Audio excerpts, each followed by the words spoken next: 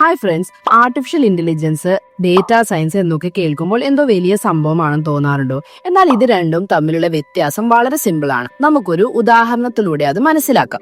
എന്താണ് data science? നിങ്ങളുടെ കഴിഞ്ഞ പരീക്ഷയിലെ മാർക്കുകൾ എടുക്കാം. ഓരോ വിഷയത്തിലും കിട്ടിയ മാർക്ക്, പഠിക്കാനെടുത്ത സമയം, പരീക്ഷയുടെ ബുദ്ധിമുട്ട്, ഇങ്ങനെയുള്ള വിവരങ്ങളെല്ലാം ഡേറ്റയാണ്. ഈ ഡേറ്റയെ അനലൈസ് ചെയ്ത് നിങ്ങൾ ഏത് വിഷയത്തിലാണ് വീക്ക്, ഏത് വിഷയം കൂടുതൽ ശ്രദ്ധിക്കണം, എപ്പോൾ പഠിച്ചാൽ കൂടുതൽ മാർക്ക് കിട്ടും എന്നൊക്കെ കണ്ടുപിടിക്കുന്നതിനെയാണ് ഡേറ്റാ സയൻസ് എന്ന് പറയുന്നത്. ചുരുക്കി പറഞ്ഞാൽ പഴയ വിവരങ്ങൾ വെച്ച് പുതിയ കാര്യങ്ങൾ കണ്ടെത്തുന്നു. ഇനി എന്താണ് ആർട്ടിഫിഷ്യൽ ഇന്റലിജൻസ്? ഇനി നിങ്ങൾ വീക്ക് ആയിട്ടുള്ള വിഷയങ്ങൾ ഏതാണെന്ന് ഡേറ്റാ സയൻസ് വഴി നമ്മൾ കണ്ടെത്തിയില്ലേ?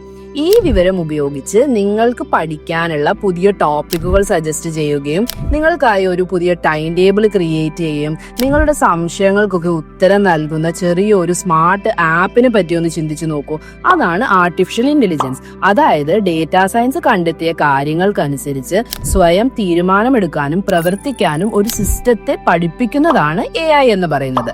സിമ്പിൾ ആയിട്ട് പറഞ്ഞാൽ ഡേറ്റ വെച്ച് കാര്യങ്ങൾ പഠിക്കുകയും വിശകലനം ചെയ്യുകയും ചെയ്യുന്നത് ഡേറ്റാ സയൻസ്. ആ പഠിച്ച കാര്യങ്ങൾ വെച്ച് ഒരു മെഷീന്റെ ബുദ്ധിയോടെ പ്രവർത്തിക്കുകയും തീരുമാനങ്ങൾ എടുക്കുകയും ചെയ്യുന്നതാണ് ആർട്ടിഫിഷ്യൽ ഇന്റലിജൻസ്. അപ്പോൾ വ്യത്യാസം മനസ്സിലായെന്ന് വിചാരിക്കുന്നു. ഡേറ്റാ സയൻസ് അറിവ് നേടുന്നു, AI ആ അറിവ് ഉപയോഗിച്ച് പ്രവർത്തിക്കുന്നു. അപ്പൊ ഇതുപോലെയുള്ള ഇൻഫോർമേറ്റീവ് കണ്ടന്റ്സിന് വേണ്ടി മറക്കാതെ തന്നെ നമ്മുടെ പേജ് ഒന്ന് ഫോളോ ചെയ്യാനായിട്ട് മറക്കരുത്.